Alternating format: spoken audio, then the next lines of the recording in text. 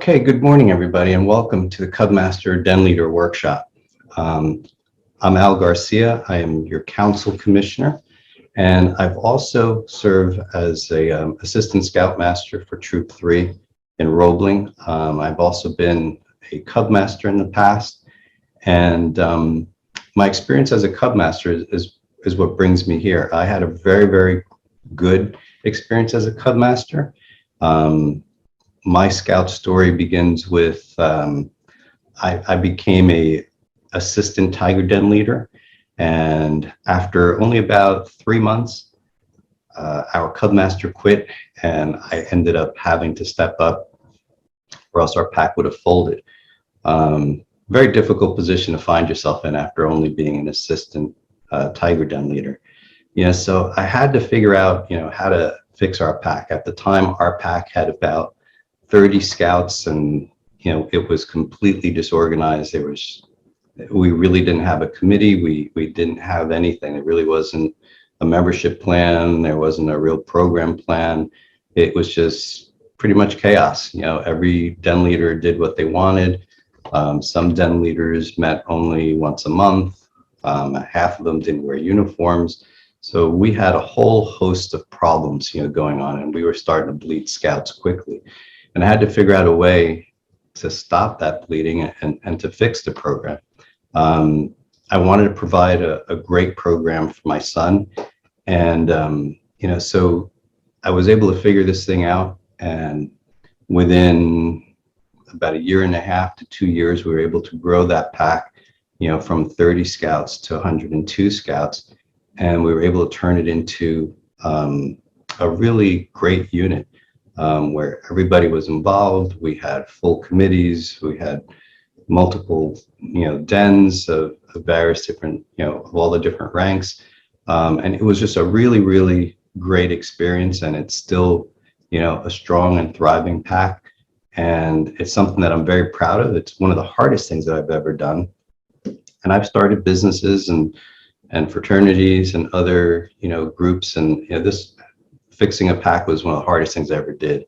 And when I was finished, I decided, I can't let all of this information, everything that we worked on, everything that we figured out, just go to waste. So I decided to start doing these Cubmaster Den Leader workshops. And I've been doing these now, I guess, for like about the past 7 years, just trying to share information, with other Cub leaders so that they don't have to struggle and go through this, If the wheel's been invented, why make a new one? Just try to make this one a little better, if you can. So today I'm here to share with you all of that. And the way that we did it, so I'm going to share all the tools that we created, to do it. So today what we're going to do is I'm going to show you how to grow and transform your pack. I'm going to teach you how to retain more scouts, how to get more parents involved, and how to solve a lot of problems that some of you are probably having, that are common, to most packs, and how to do it with very little to no drama. So hopefully all of this sounds appealing to you. If there's anything else that you want to learn about or need more help with, when we take a break, let me know, and I'll make sure to work it into the topics. Okay, so how do we do this? How do we get you started? All right, so like I said, my scout story, it started out, as a mess, and I decided I wanted to leave a legacy. I knew that I wanted, whenever I approach something new, my mantra, or the thing that I always say to myself, is I think about, okay, when I'm finished and I'm ready to move on to something else, I always like to think about my last day and what they're going to say about me when I'm done. And as a Cubmaster, I thought to myself, okay, are they going to be happy that I'm leaving? That's not usually what you want. You want them to think, wow, thank goodness he's gone. What a jerk, that guy was, or what a bad job he did. You want them to say good things about you. When you step up and you're leading, you want to think about what your end game is going to be. And this way, if you did a good job or not. So in order to do that, you have to plan. And why do you want to do this? All right. And the reason that I wanted to do this and that I'm continue to do these workshops is, again, like I said at the beginning, the amazing experience that I had. My son has recently earned his Eagle, and I can tell you that the last 12 years of my life as a scouter, it's been an amazing experience, not just for me, but for my son and my entire family, because we did this together as a family. So if you do this, most of you, I'm sure you got involved, for your own children, and you want to make sure that you provide a great program for them. But there's so much more that comes along with this when you do this and you do this right. The rewards are incredible. And I'll talk a little bit more about that as we go. But when you have something really good, a program that's great, that's changing lives and changing your relationship with your own child, you want to share it with about as many people as possible. And when I share my scout story and I tell people, wow, we grew our pack, to 102. Some people say to me, I don't know if I want that many, and I say to them, why wouldn't you? When you've discovered something that's great, that's life-changing, you should want to share that with as many people as possible.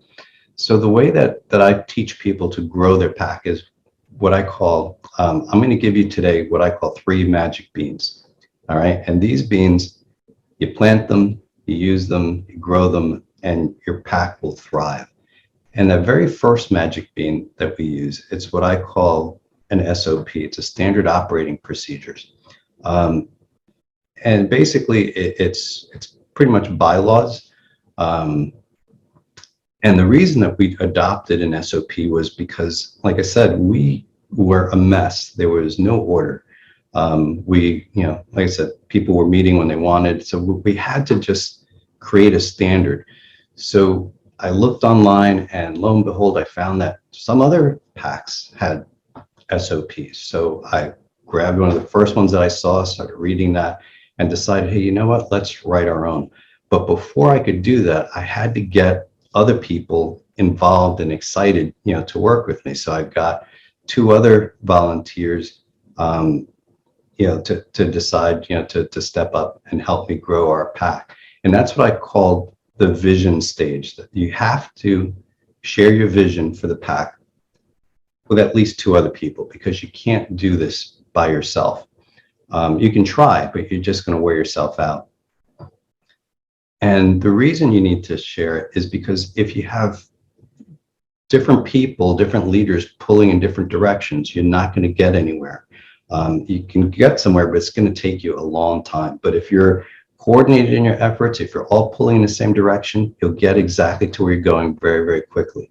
So that's why I always like to tell people, if you want to do this, share this plan with your other leaders so that you're all pulling in the same direction. So the SOP, we'll get into a little bit more of that, is bean number 1. Bean number 2 is having a really good membership plan. And we'll talk about that in depth. And then bean number 3 is having an exciting program. All right. And there's a lot of stuff that goes into each of these 3 beans. So we're going to dive right into those. All right. So your first one, first being your standard operating procedure, your SOP. Now, I will share with you our one of our original SOP copies. So this way you have it, you can take it and you can read it and you can make it your own. You can customize it. But the SOP is your key to establishing order. It will fix your committee meetings. Our committee meetings in the beginning were basically, they would go on for hours, and it would be shouting matches. It would be whoever could argue the best, got their way.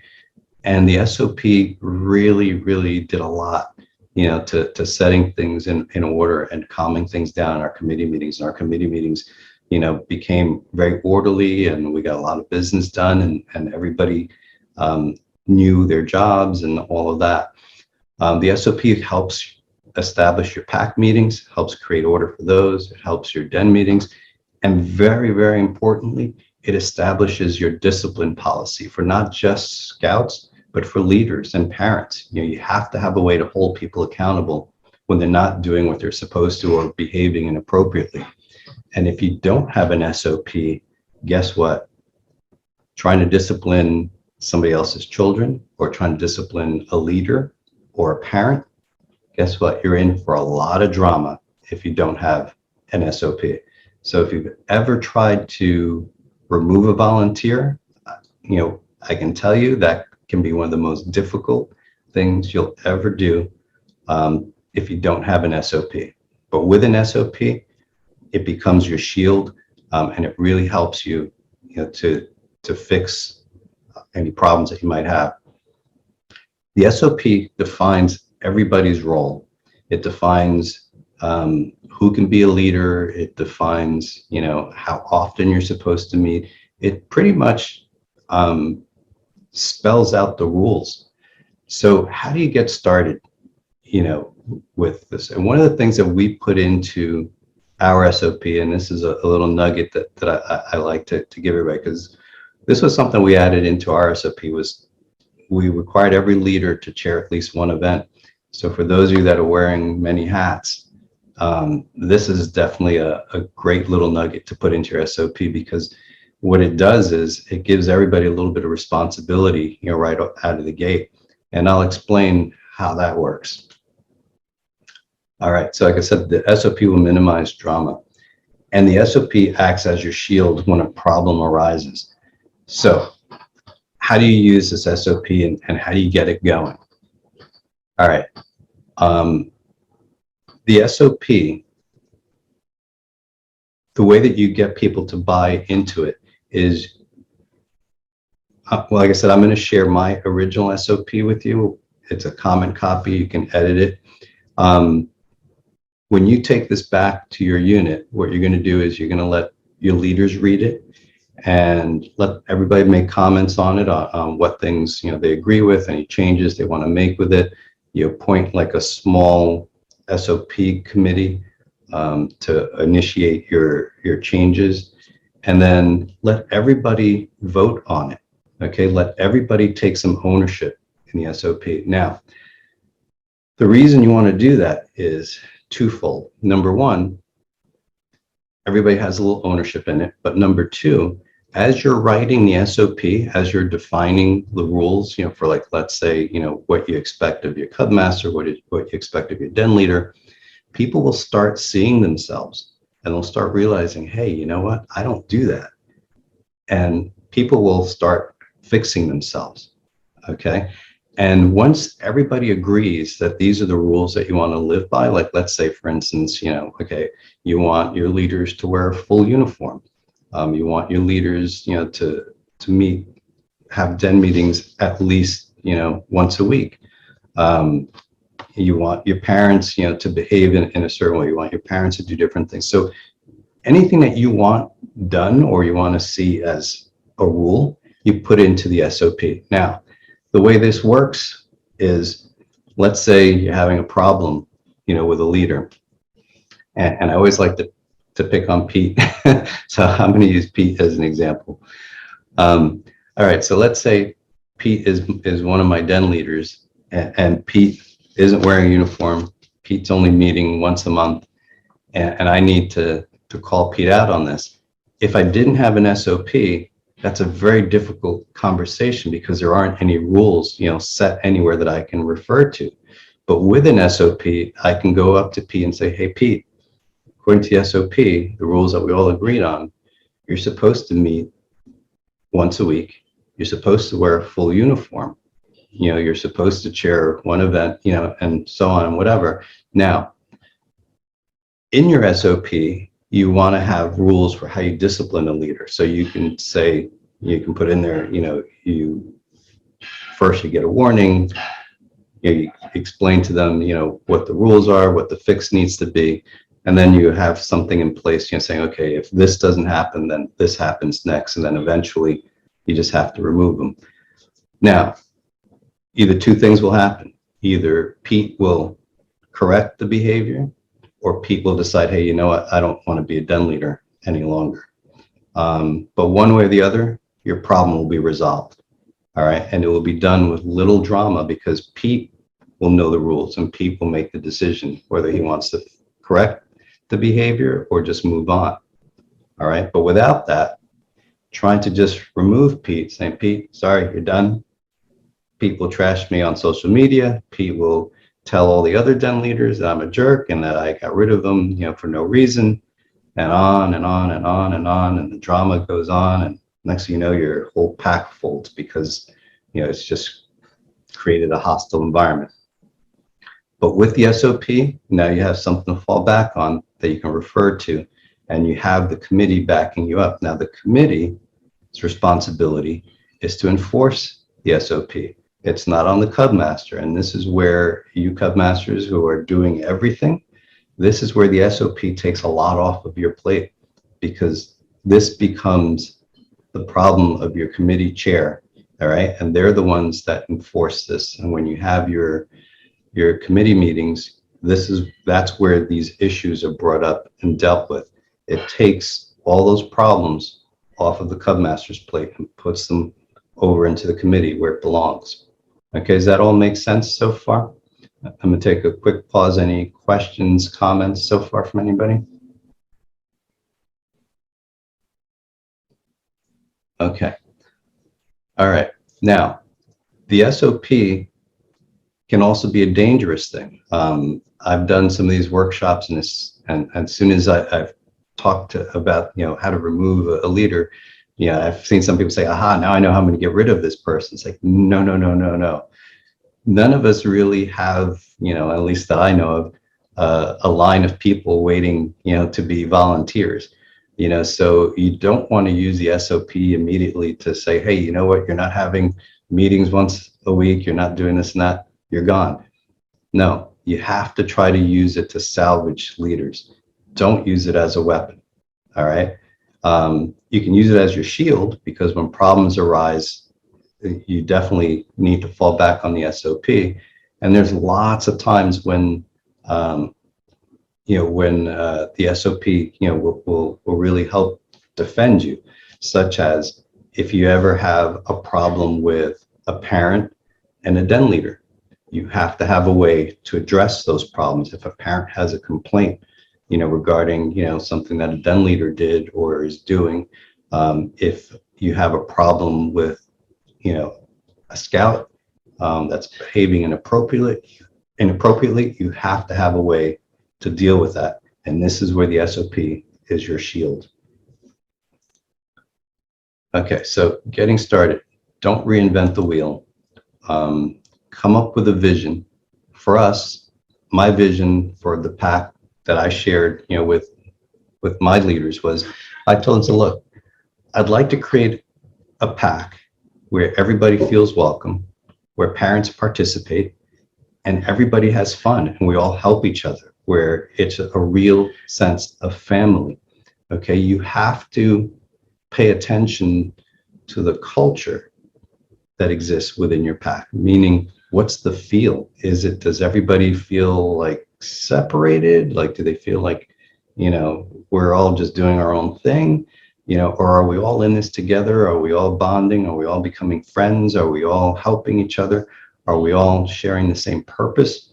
And this all starts with that vision. And you have to share that vision, not just with your leaders, but with your pack family. All right. And I'm going to use that word a lot, family. Your pack is a family. All right. We are inviting families to join us. We're not just inviting scouts. You're inviting the entire family. You want not just scouts, you want the parents to get involved. All right. So if you want the parents to get involved and to stay involved, you have to create an environment that makes them feel welcome and fulfills, the reason why people volunteer. Now, people volunteer for things for any number of reasons. They might be new in town and want to meet new people. They might, most people are joining, because they want to do something great for their kids. But people have a whole host of reasons, but most of them boil down to, they want to meet new people, they want to have fun, they want, they just want to do good. So you have to make sure that you're fulfilling that, or else they're not going to continue coming. All right, so decide what you want your pack to look like. For us, like I said, I wanted it to be like a family, where we all helped each other, and we all got to know each other, and where somebody couldn't get their kids to a pack event, or before den meeting, you felt comfortable, saying, hey, could you take my kid? And I'll take them next week, and you just want everyone to feel welcome. So everyone has to have the same vision, including the parents. And, you're going to meet with your committee and your pack leaders and all the parents and let everybody be part of the restructure. All right. You're going to share the SOP, with everyone, including the parents. You make it available to them so that they can see the rules, so they can see the discipline rules, all the policies and things like that. So if a problem arises, everybody knows where to look. All right. Now your mantra in your pack should be, this is what ours was: if everyone does a little, no one has to do a lot. And this is very, very powerful. Because like some of you said, you're wearing 5, 6 hats. You can't keep doing that. You're going to burn yourself out. And trust me, once everybody starts sharing the load, it just becomes so much more fun, and you really start getting that sense of family. So how do you get to that point? All right, synergy. 1 + 1 + 1 = 4 more, when you do it correctly and you have other people engaged. So how do you create that synergy? One of the first things that I realized, and like I said, I've started fraternities and businesses and other organizations. And if you've ever taken Wood Badge or some training courses, you learn that groups and organizations go through various stages. You have that first stage when everybody first gets together. That's the forming stage.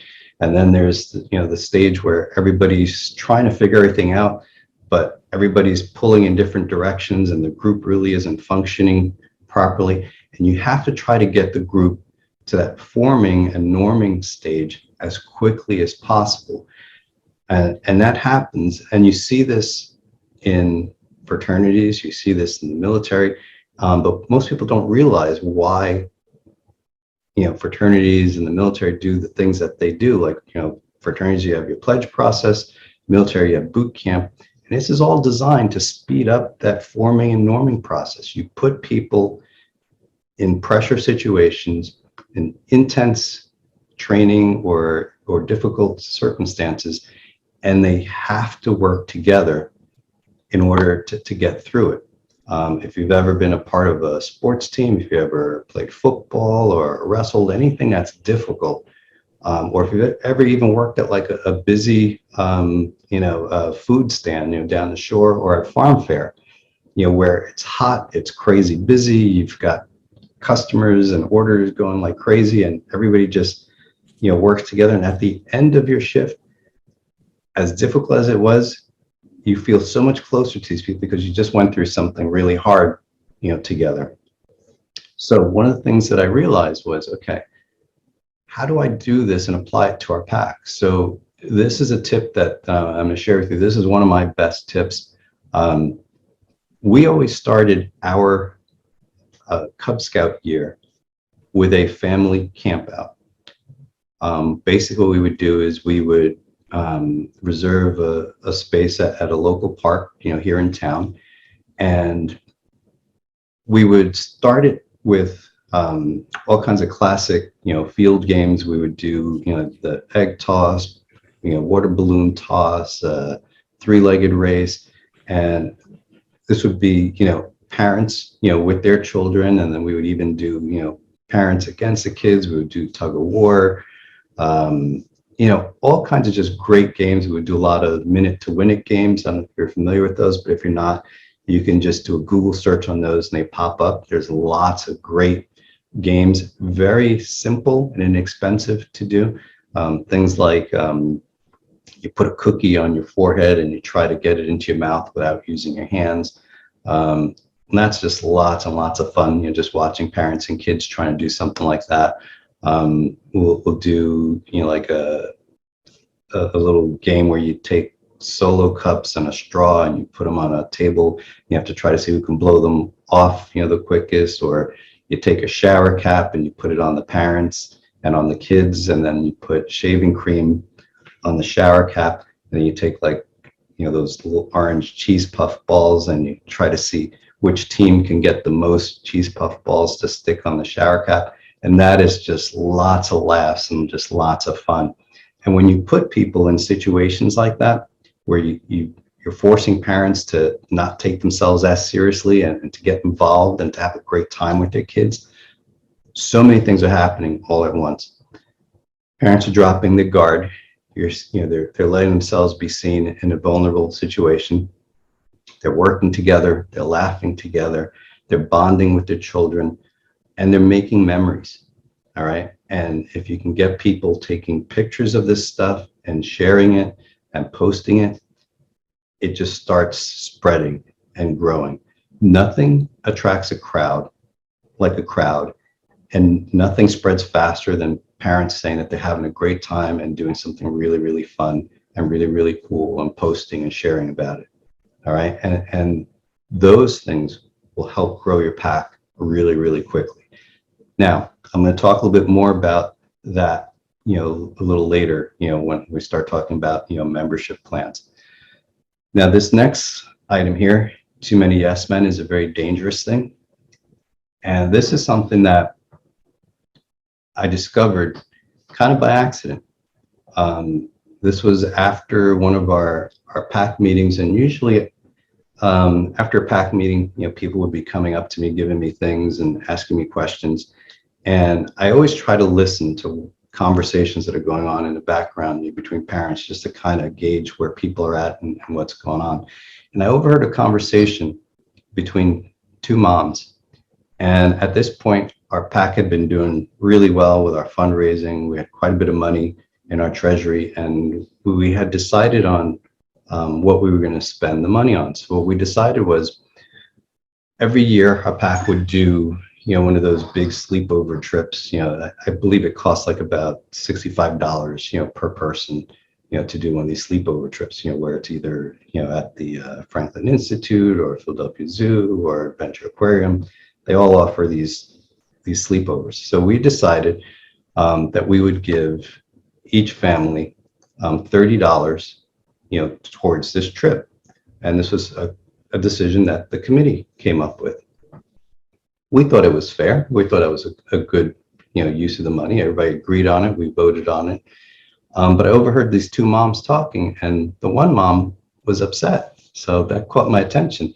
And what she was saying was, she said, that's not really fair. She said, that trip will cost me to take my whole family, of four. That's going to cost me, over $200. Like, I can't afford that. And she said, they're giving a discount to people that have money. And you know what? She was absolutely right. She's like, and she said, I fundraised just as hard as everybody else did. It's not fair that because I can't afford, to take my whole family, that I can't go and I miss out on that. And she was completely right. But the problem was that everybody in the room that made that decision could afford it, and it made sense to us. So you want to make sure that when you form your committee, that it's not just the people that you like. You want people that represent your entire pack, okay, from every walk of life, in your pack. It's the only true way that you're going to build a family pack. You have to be able to see everybody's point of view when you're making decisions. So from that point on, we changed, how we spent our money after I realized that. So you have to build these relationships with the families and with your team. So one of the other things that we did was we planned team building and friendship building events, not just for the parents, but for our leaders. All right. Again, people join, organizations, volunteer for a variety of reasons. If it's not fun, they're not going to stay. If they don't feel that there's any value to the program, they're not going to stay. All right. So you want to work on not only retaining your scouts, but retaining your leaders and building more leaders and getting more people to step up. And how do you do that? Okay. So with our whenever we would have regular den leader meetings, okay? And we always tried to make our den leader meetings fun. And remember, and this is something that I always tried to instill into all of my leaders. I would say to them, look, we all volunteered because we want to do this, for our children. And I'm not going to try to take away more time from you and your family. So when we have our den leader meetings, your children are invited. Okay, so we would always try to make it so that we would do our business first. The kids would get together. We would have the meeting at somebody's house. If they had a pool, we would have another adult, supervising, the kids at the pool. And after the den leader meeting, we would have, people would hang out. We would have a little cookout, and we would turn into a little social, pack family gathering. All right, and this is how you start building those relationships with your den leaders. Now, one of the first things that I realized right away was when I first became the Cubmaster and found myself in the role of Cubmaster, I thought to myself, okay, if I work hard and people see me working hard, people are bound to help me. They're going to, be like, oh, we got to help out. Wrong. People just look at me and they're like, wow, look at that little guy go. God bless him. He really loves this Cub Scout thing. It's like, I don't know where he gets all his energy. But I couldn't sustain that, So I realized I needed to get people to help, and the way that you get people to help is you have to quickly convert yourself from being, that guy Al that does, Cub Scouts and runs our pack, to my friend Al, who runs our pack. And how do you do that? By building these friendships and having these family events and outings and playing games with people, because you will leave that guy Al that runs the pack by himself to set up something in the rain. But if it's your friend Al, you're going to think twice about it. All right, so you need to build that relationship with not just your leaders, but with your pack parents. And you're going to do that by making sure that you plan, fun events and fun pack outings. Okay, so let's do a quick review. All right, so we talked about, using the SOP to grow and transform your pack. We talked a lot about the SOP, so I'm going to show you our SOP real quick. All right, so here you can see it. It's pretty involved, and this is a living document, and this is how it should be, because as your pack changes, as community changes, as things in our environment change, like we had to add an anti-bullying thing in here. We had to develop an alcohol use policy, because we would go to Trenton Thunder and we would have issues with, leaders wanting to have a beer while they're there, so it's just like anything that you need help with defining rules for and regulations for, this is where you want to put it. And one of the key things that I like to tell people when you adopt an SOP, treat it kind of like how we treat our Constitution. It's not something that you want to change very quickly or override all the time, or else it means nothing. Sure, you want to give yourself some flexibility. There's always some extenuating circumstances. You give your committee the opportunity to vote on overriding something, and we use Robert's rules at our meetings to run the meetings, to keep things orderly and make sure that you have a quorum and you have enough people voting on things so it's fair. And you want to make sure you have parents involved on your committee when you're making these decisions. But like I said, I'm going to share this SOP with you, and I encourage you to start using it right away. Let your leaders all read it, have them highlight anything that they have a problem with, and and write in any proposed changes, and then like I said, you elect a